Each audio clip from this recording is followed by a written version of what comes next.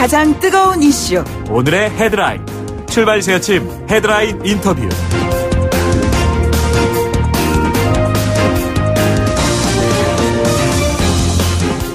네, 문무일 검찰총장이 발언 이후에 뉴스의 중심에 있는 것 같습니다.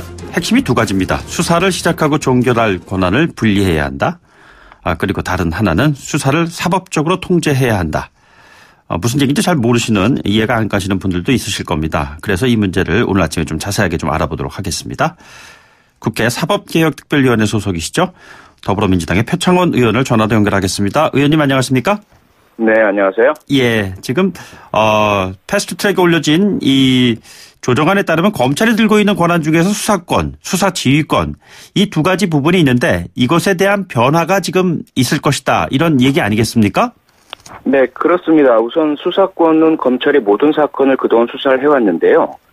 새로운 법안에 따르면 경제, 뇌물, 부패, 공무원 범죄, 방위 산업 관련 범죄, 경찰관 범죄 등 중요 사건 이외에는 이제 검찰은 수사를 못하도록 그렇게 하고요. 네네. 수사 지휘권이란 것은 이제 경찰에 대해서 검찰이 지시할 수 있고 사건을 보내라고 할 수 있고 또는 뭐 중단하거나 보완하라고 할 수 있었던 그런 지휘권 자체에 대해서 제한을 한다. 이렇게 보시면 될 것 같습니다. 예. 이 수사권 부분 먼저 좀 짚어보도록 하죠. 문 총장이 수사의 개시 그리고 종결이 구분이 돼야 국민의 기본권이 온전히 보호될 수 있으리라 생각한다. 자, 이게 무슨 뜻입니까? 수사를 이제 누군가에게 범죄 혐의가 있을 때 수사를 할 수 있느냐 없느냐. 이건 네네. 과거에는 검찰의 그 허락을 받아야만 경찰이 할 수 있었는데 네네. 지난 이명박 정권 당시에 고쳐져서 수사를 시작하는 것은 언제든지 경찰이 할 수 있게 되었고요. 그런데 수사의 중기라는 것은 수사해 보니까 범죄 혐의가 충분해서 기소해야 된다라거나 네네. 아니면 이거 증거가 부족하거나 혐의가 없다라고 판단돼서 기소하지 않고 중단된다. 이 결정을 누가 하느냐의 문제입니다. 예. 그런데 여전히 문무일 총장의 이야기는 그건 검사가 해야지 경찰이 하면 안 된다. 이런 주장이죠. 예. 그러니까 다시 말해서 이제 이제 공소에 제기를 하는 것이 검사가 가지고 있는 일종의 권한인데 그 검사의 기소로 수사가 종결이 되고 그 다음에 이제 법정으로 넘어가는 그런 사안을 여전히 검찰이 가지고 있어야 된다. 이런 이야기인가요, 그러면? 그거는 사실은 이제 경찰이 수사한 결과를 검찰의 모든 것을 보내라 이렇게 이해하시면 될 것 같습니다. 문무일 총장의 주장은. 네네. 그래서 범죄 혐의가 있건 없건 경찰 수사 결과를 모두 보내서 판단을 우리가 하겠다 이렇게 이해하시면 될 것 같고요. 네네. 현재 공정거래위원회나 국세청, 관세청 이런 곳에서도 조사나 수사를 하거든요. 네네. 그런데 범죄 혐의가 충분한 경우에만 검찰에 고발을 합니다. 그런데 만약에 경찰에도 똑같이 적용을 한다고 한다면 경찰 수사 결과 기소할 만한 혐의가 확정되면 검찰에 보내는 이렇게 이제 앞으로 바뀌겠다라는 것인데 네네. 여기에 대해서 검찰이 아니다. 경찰만은 수사한 모든 것들을 검찰에 보내야 된다. 이렇게 주장하고 있다고 보시면 될 것 같습니다. 예, 그러니까 지금 경찰의 그러니까 1차 수사 종결권을 갖게 되는 거에 대해서 문 총장은 글쎄 반대라는 표현이 맞는지 모르겠습니다. 어쨌든 대단히 민감한 반응을 보인 것인데요.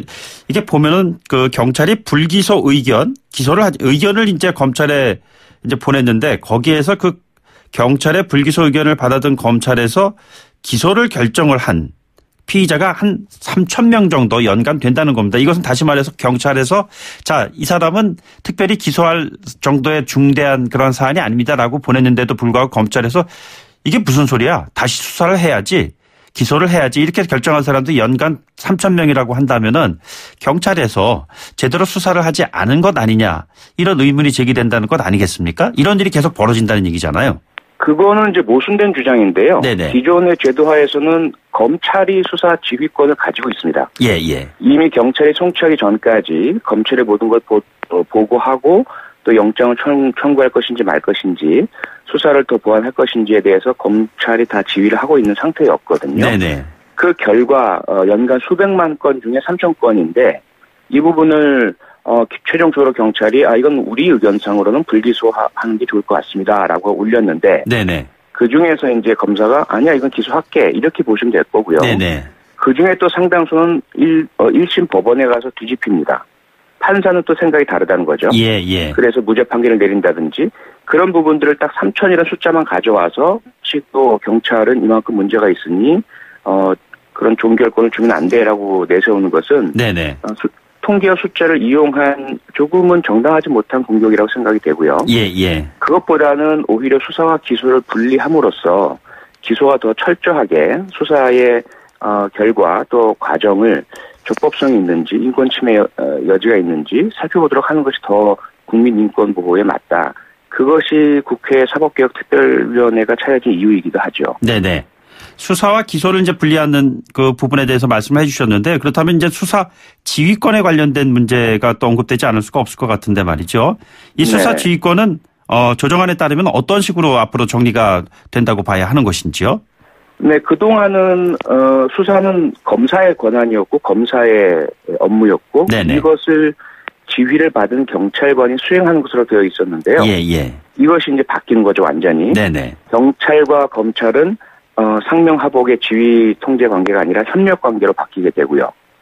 그 다음에 경찰에서 수사를 하다가 영장을 청구하거나 혹은 기소견으로 송치하기 전까지는 검사가 경찰 수사에 대해서 지휘를 하지 못하게 됩니다. 네네.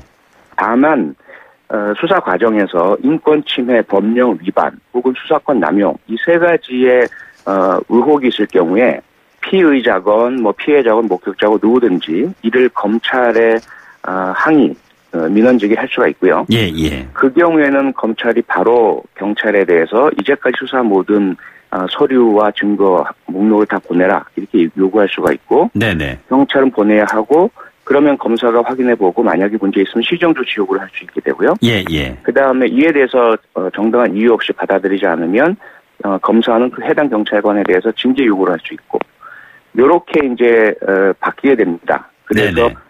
관계는 협력 관계로 바뀌고 경찰의 수사의 독자성이 확보가 되는데 검사는 이에 대해서 준사법적인 통제를 할 수 있는 그런 관계로 설정이 되게 되는 거죠. 예.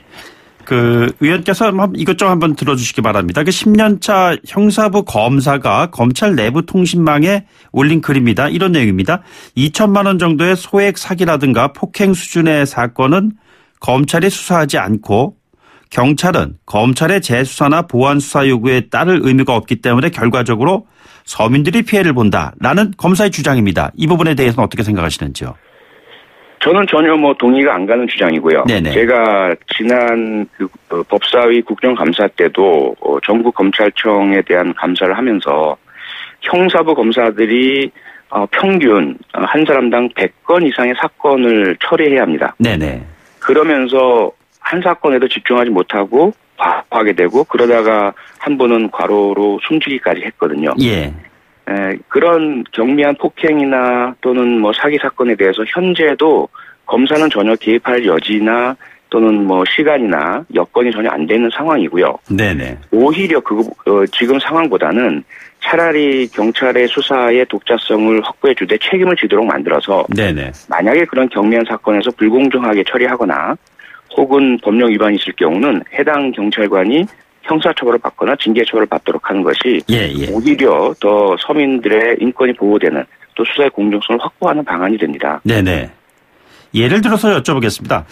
지난번 버닝썬 사태 같은 경우에는 그 작은 경찰관과 신고를 받은 그 당사자들 사이에서 벌어진 경미한 사건으로 처음에는 다뤄졌다가 가면 갈수록 일파만파로 번지지 않았습니까? 지금 의원께서 말씀하신 경찰 수사의 독자성을 보장한다고 했을 때 이 같은 상황에서 과연 경찰 수사의 독자성을 보장받을 수가 있을까?